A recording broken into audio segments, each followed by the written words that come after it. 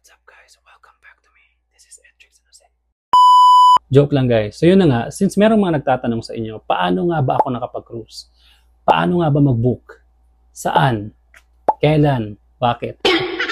So since marami sa atin gustong mag-cruise, kaso wala tayong idea kung paano mag-book, saan mag-book, ano yung mga kailangan, at saka ano yung mga pre-boarding requirements. Kung interesado ka at gala ka rin kagaya ko para sa itong video na to, at kung ayaw mo naman, skip mo na lang. So yun na nga, ano ba unang kailangan para makapag-cruise? Kailangan natin ng pera. So kung ready na yung budget nyo, kailangan nyo ng passport. Since wala pang departing or departure port ang Philippines, ang pinakamalapit sa atin is Hong Kong, Singapore, China, and Japan. So kailangan natin ng passport para makapunta ng Hong Kong and Singapore, at kailangan naman ng visa para pumunta ng Tokyo or Japan or China, para hindi na masyadong hassle sa process. At for sure, marami sa inyo ay may passport na. Piliin nyo na lang yung departure port sa Singapore or Hong Kong. So kapag ready na yung budget nyo, may passport or visa naman kayo, kailangan nyo na mag-book ng cruise sa Royal Caribbean website. This is not a sponsored video, pero Royal Caribbean, baka naman. Oh my God! Wow! So ilalagay ko yung website dun sa comment section. So ito yung website ng Royal Caribbean. Pindutin nyo lang yung departure port. Piliin nyo lang yung preferred port nyo. So for example, Singapore. Pag pindot nyo na Singapore, lalabas na kagad yung available countries of your destination.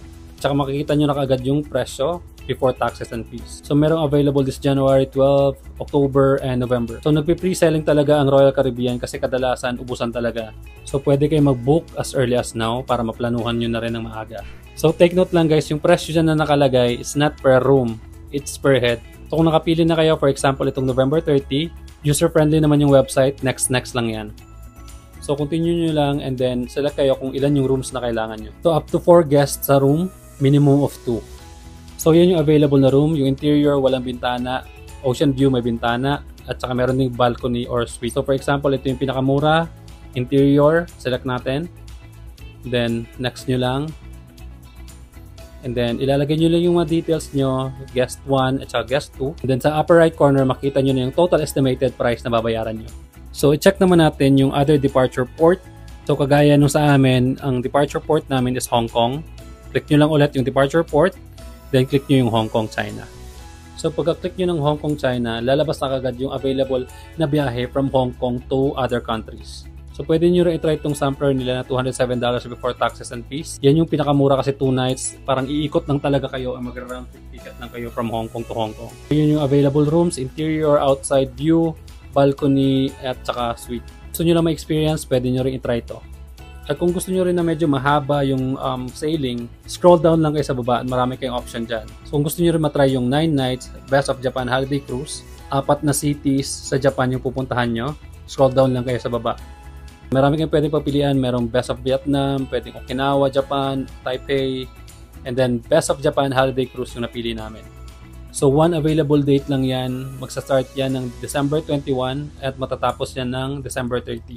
Kung gusto nyo rin to, pipili na kayo ng room, interior, outside view, balcony, or suite. Interior, yun yung sa may gitnang banda na wala siyang bintana, pero meron naman siyang virtual na bintana. Outside view, yun yung room namin. Balcony is yun yung may balcony na pwede kayong magmuni-muni sa labas. Suite naman, medyo pang mayaman na yan. So, yung presyo na yan is before taxes and fees. So, once nakapili na kayo, next nyo lang, lagay nyo yung details nyo at hanggang sa umabot kayo sa payment method. So, payment method is debit or credit card.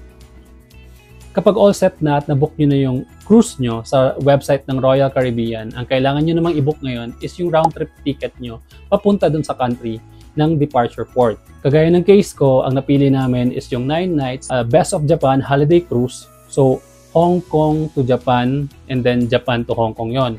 So, kailangan ko ng ticket papuntang Hong Kong.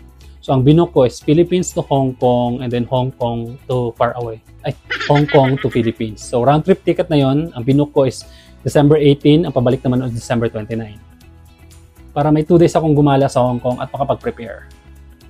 Kapag nakabook na kayo ng round trip plane ticket at saka nakapag-book na rin kayo ng cruise nyo sa Royal Caribbean, ang need nyo gawin is install nyo na yung Royal app at doon nyo ilalagay yung booking reference nyo.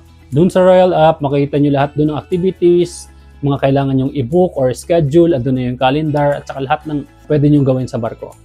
Sa app nyo rin makikita yung pre-boarding check-in process. May mga oras din doon kung ano yung preferred time nyo sa pagdating doon sa port.